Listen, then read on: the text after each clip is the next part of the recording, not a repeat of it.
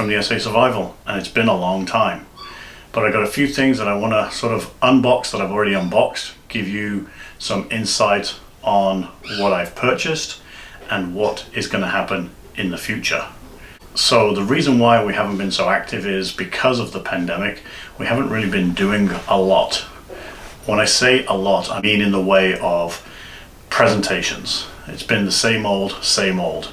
We've been camping, but we've gone to the same places, and from there we've done sort of the same things. And what we haven't done is the same things, we've just rested. We've done R&R, and we're hoping for 2022 to be a way better year. And what that means is we want to go back up north, and we're going to set Oasis up and get us out of there. But we did, not intentionally, purchase something else. In the process of purchasing that new something else, we started to accumulate a few things, knowing that we wanted to do a little bit more and have a little bit more comfort when it comes to power. So without further ado, let me show you what we've bought. Like I said, what we were planning on doing was upgrading Tracer's energy storage. And the reason why is because when we were away in the fall or in the winter months, the 6 volt batteries that we had worked perfectly well with the 330 watts of solar. The downside was when we were coming away, even after a weekend or a 3-day weekend, the front electric jack, or the tongue jack, was taking all of the current at the very end, and we'd have to plug it into the back of the truck to keep the batteries going.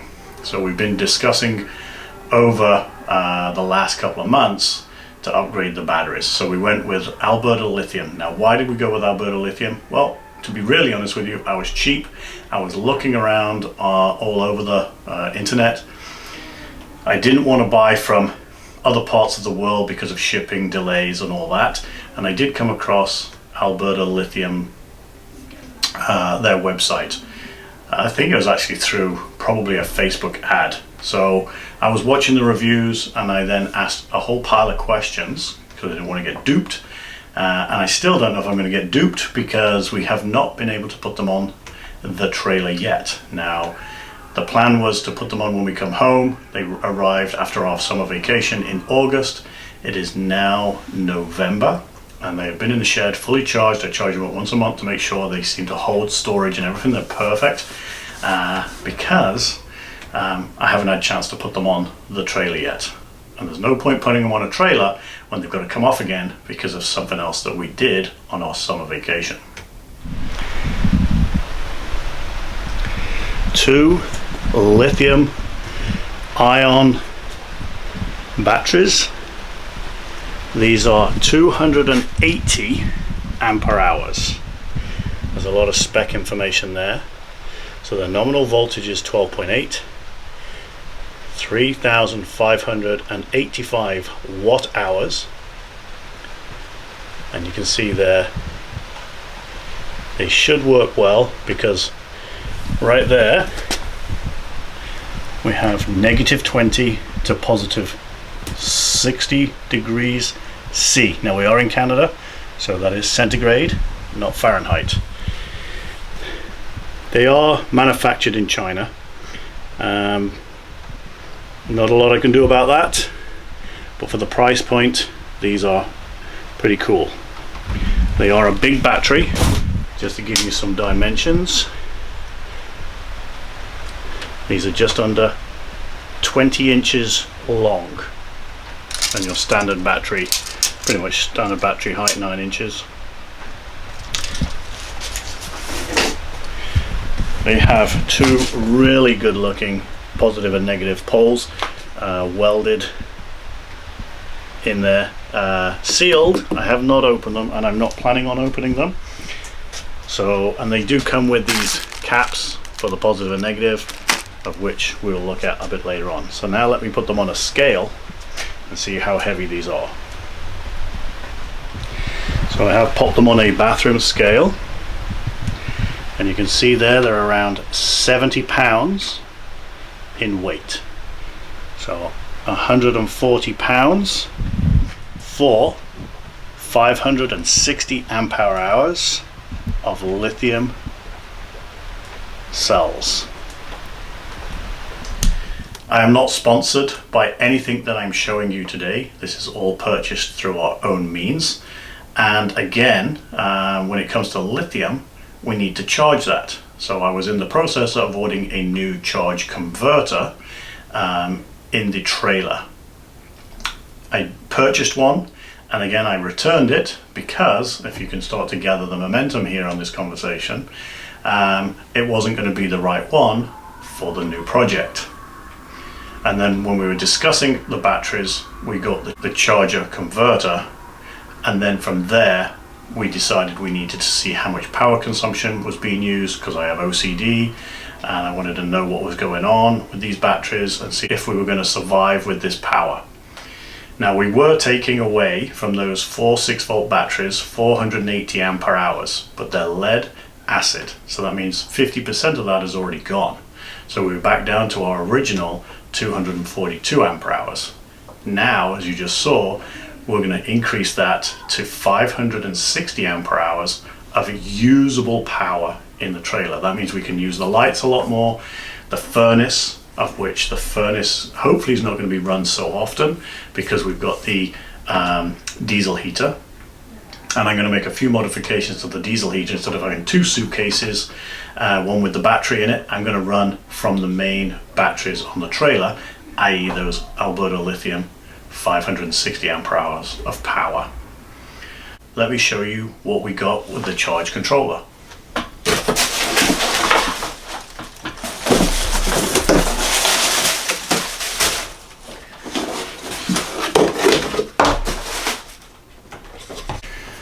We ended up going with a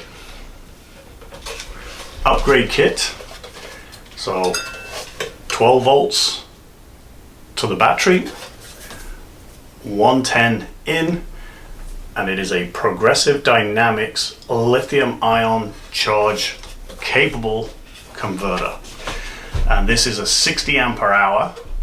Tracer's only 30 ampere hour, so there's another clue.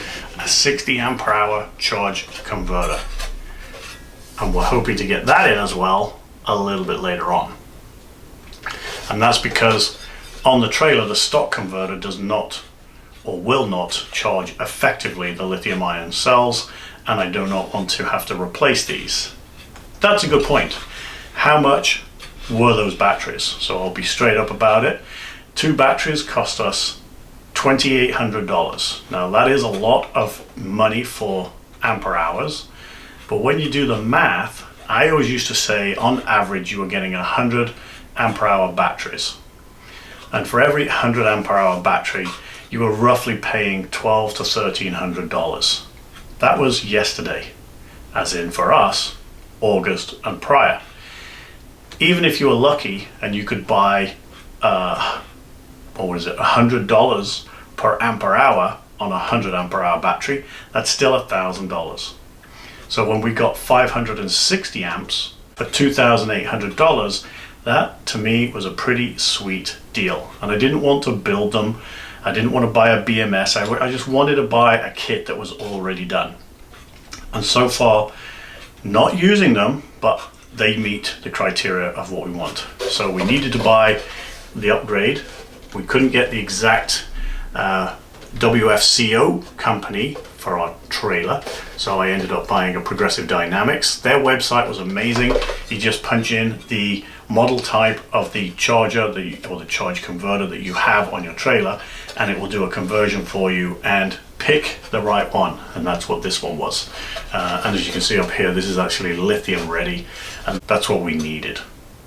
What else did we need? We needed a shunt.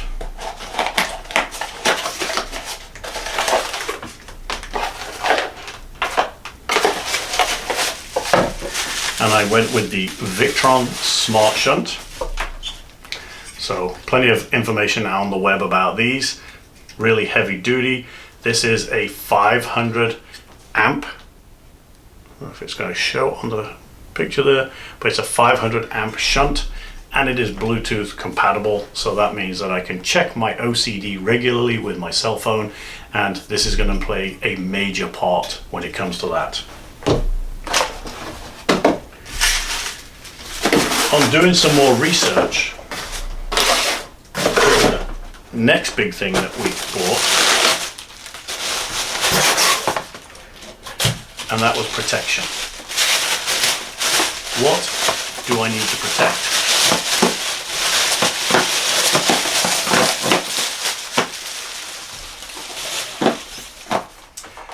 What is it that I need to protect? Well, I need to protect the trailer from any potential thermal event or any disaster. And having doing the research and having the DC-DC converter on the truck, of which I have a 300 amp spade fuse, if you like, it's just a big spade fuse.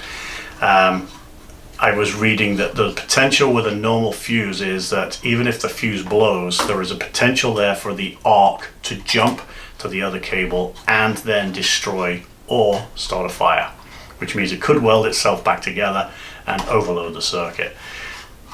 Following a few reviews, the T-fuse was the fuse of choice. This thing is a monster. Comes with a case to protect it, and as you can see here, this is a T-fuse. And what is this? From my quick understanding, and so don't quote me on this because I really haven't done a lot of information on it, it's a fuse in here. This is a 400 amp fuse. There's sand in here, so it stops that arc. And the poles on here, look at the size of these things. These poles here are just skookum, solid. So that's going to be my protection. Again, 400 amps, the batteries are 560 amps, so I'm hoping that this will prevail. The fuse is from DigiKey. It's actually shipped within a day, arrived within less than 24 hours from DigiKey in Canada. Super impressed with this fuse, but amazing quality. So pretty much that's where we stand so far. There's lots of good things coming down the pipe when it comes to this. One thing that we were going to do, again, we'll buy them from China.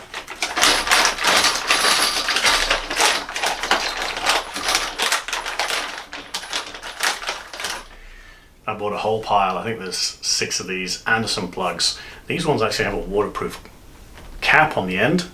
Not that it's not a waterproof container here, but it's just where the wires go in. There's a little bit more protection. Why do I want these? It's because I wanted to add a few things. We tried over the summer a transfer pump. We got a drill pump to transfer water from our jerry can into our tanks when we were on our 3-week vacation. But I found that the drill pump, I don't know, it contaminated the water. There was a bit of grease in there and the pipe got covered in grease and this and the other. Didn't like it. So I bought a 12 volt electric transfer pump, and that works a hot damn. I'm going to put a power source on the outside of the trailer where I can just plug this straight in, and then from the jerry can we can transfer our water into our main tanks. And that pump works amazingly. So I have 6 of these, the caps to go on top of them, and again they all came with the Anderson connectors, which are solderable for us. We also picked up this 200 watt solar panel along with the controller, which is a 30 amp. So this would be a single kit, along with the cable. Not sure if you'll see that, but it has the brackets, MC4s, and then the brackets to mount it to whatever we're going to be putting it on. And again, another look at the back side.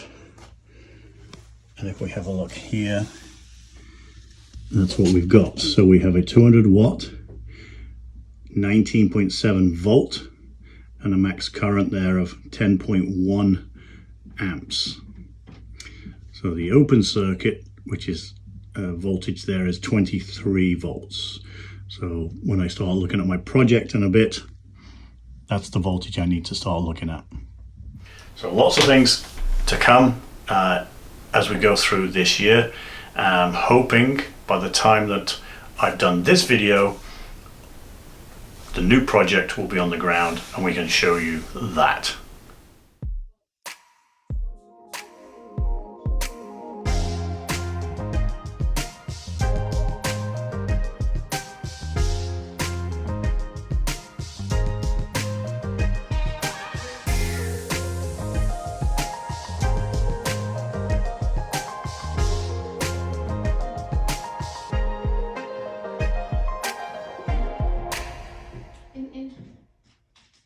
I want to thank you for watching this video today.